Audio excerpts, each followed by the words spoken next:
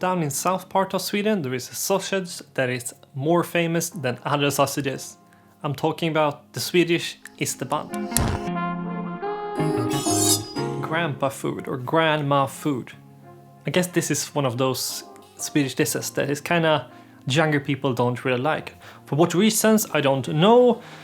Maybe they serve a bad version in school and that's why, I'm not sure. But for me this is a delicacy that I really want to keep alive here in Sweden, and for those reasons I'm showing you this. This sausage is famous from the south part of Sweden around Skåne and Småland. It's a lightly smoked sausage that is lacto-fermented, so it's a little bit in acidity in taste, so it's kind of a unique sausage here in Sweden actually. Let's go out in the garden and pick our vegetable and then we start cooking.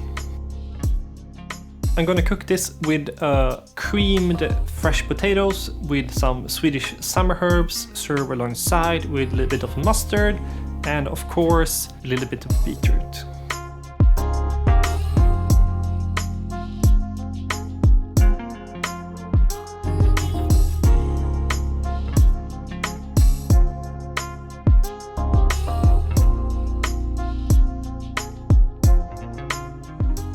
As I said, Isterband is a famous sausage from Sweden. It's a lightly smoked sausage that is found in literature from 1945, but I'm sure it's older than that.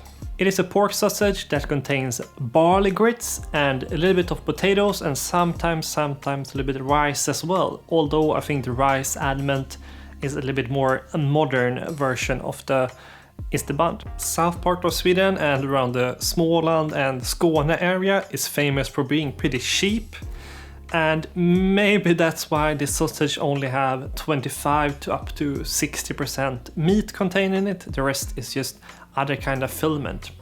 Maybe it comes from a time when we had a bad harvest and we didn't have that much meat to go around and we need to mix in cheaper stuff to be able to have a living.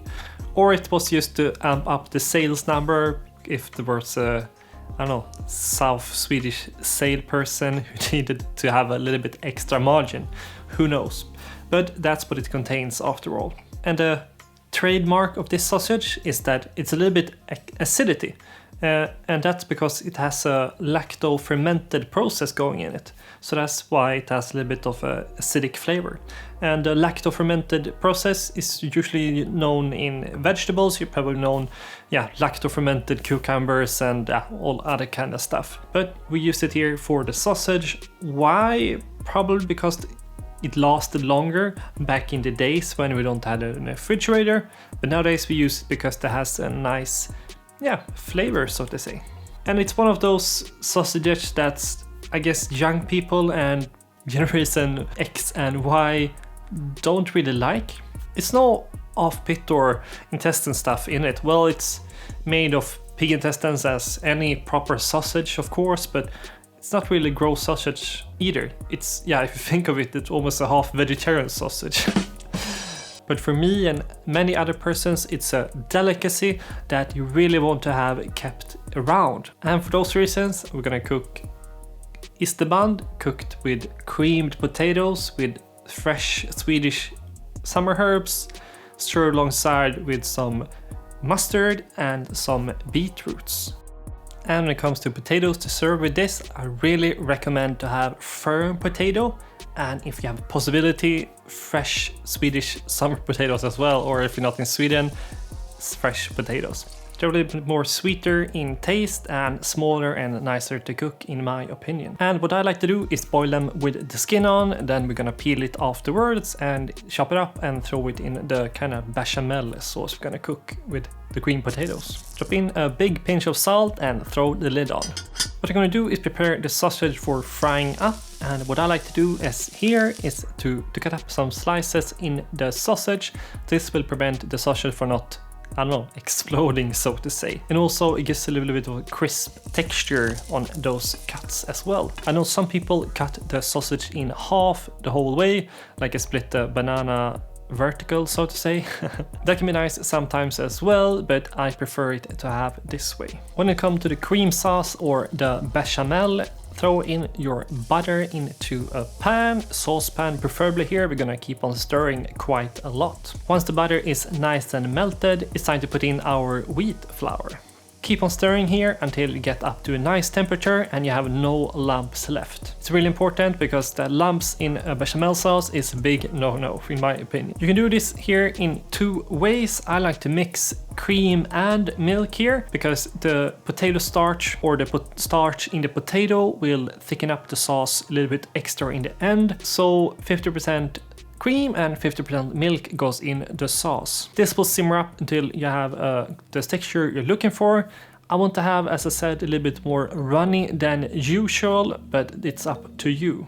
And the spices I really like to use is nutmeg here. I wouldn't be happy if I was served this at a restaurant and there was no nutmeg in this recipe. So this is a must-have for me. And of course, we're gonna have freshly grounded nutmeg. Nothing else is good for us. And the summer herbs we picked in the garden is of course dill, and that's the main taste you want to have in this whole bechamel or this whole cream potato. Parsley and chives is also some nice components to have in this dish. If you want to go old school, you put white pepper in this sauce because black pepper is kind of modern spice, so we didn't use that much until I guess I'm guessing a little bit here now, but 1780 somewhere. You know me, I want to go old school, so I have white pepper in the sauce as well. And some pinches of salt as well. Give it a taste test to see if you want to have some extra herbs or some extra salt. Once you feel your salt balance is good and your herb balance of course as well, then it's time to assembly. Here also there are some different schools how you assemble the potatoes with the cream sauce, because the one thing you don't want here is to break the potatoes. You will still want to have some firm, nice potato chunks and don't want to have a mushy thing in the output. What I like to do is to drop in the potatoes in the sauce. That way I feel they land in a soft environment, and that way it's easier to throw around than do the opposite. So drop in the potatoes in the cream stout, give it a gentle stir so you make sure that everything is nice and cooperated. And after that, it's time for plating.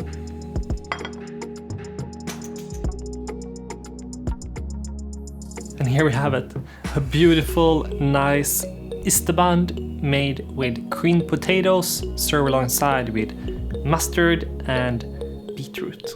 I really hope you enjoyed this video and want to see more Swedish food. If you did that and got inspired, hit that subscribe button down below and leave a like if you feel like it as well. If you want to follow me a little bit behind the scenes, farmed animals and cooking, you can hit my Instagram link here down below as well. If you want to help my journey here on YouTube, please share this recipe with a friend or a family member, and maybe you can cook this weekend. Guys and girls, I wish you a great day.